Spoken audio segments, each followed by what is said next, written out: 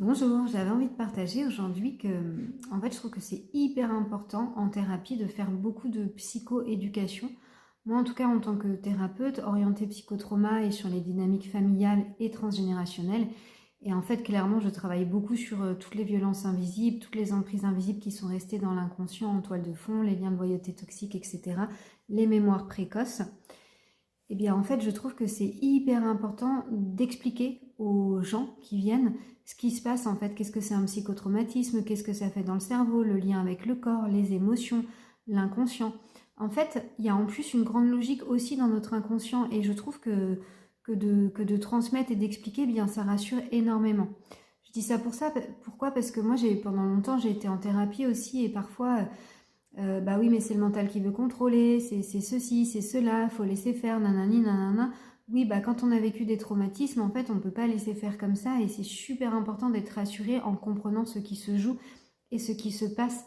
Et je trouve que c'est vraiment vital aussi de permettre aux gens de comprendre que justement la part qui contrôle parfois le mental qui fait obstacle, enfin une part du mental, parce que notre mental est super utile, mais des parts qui font obstacle au processus parfois, qui se met à jour en écoutant les émotions, notre inconscient, notre corps, etc. Quand on va retrouver vraiment notre vérité intérieure, quand on sort de l'amnésie, etc. et de la dissociation, eh bien en fait, il ne faut pas oublier que notre mental, une part du mental qui parfois fait écran, c'est qu'en fait, il protège et que souvent, cette part-là qui se manifeste par le mental de je veux pas y aller ou c'est n'importe quoi ce qui me vient, etc., etc., bah, c'est un petit enfant, en fait, c'est l'enfant intérieur qui est terrorisé.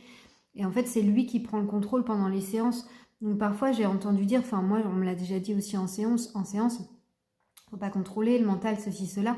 Mais en fait, c'est juste d'expliquer que bah, là, la part de vous qui est en train de peut-être de contrôler, en fait, cette part mentale, eh bien, demandez-lui quel âge elle a. Ah bah tiens, elle a 6 ans et en fait, elle a trop peur de perdre le contrôle.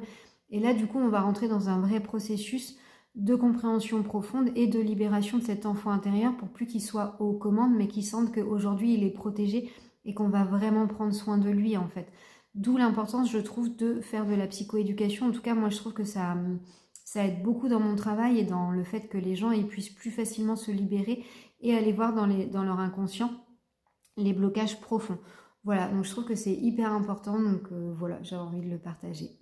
Et merci à toutes celles et ceux que j'accompagne et qui me font confiance dans leur processus intérieur et dans la mise à jour de leur vérité intérieure pour qu'ils retrouvent leur vraie nature. C'est vraiment hyper précieux nos partages et notre alliance thérapeutique.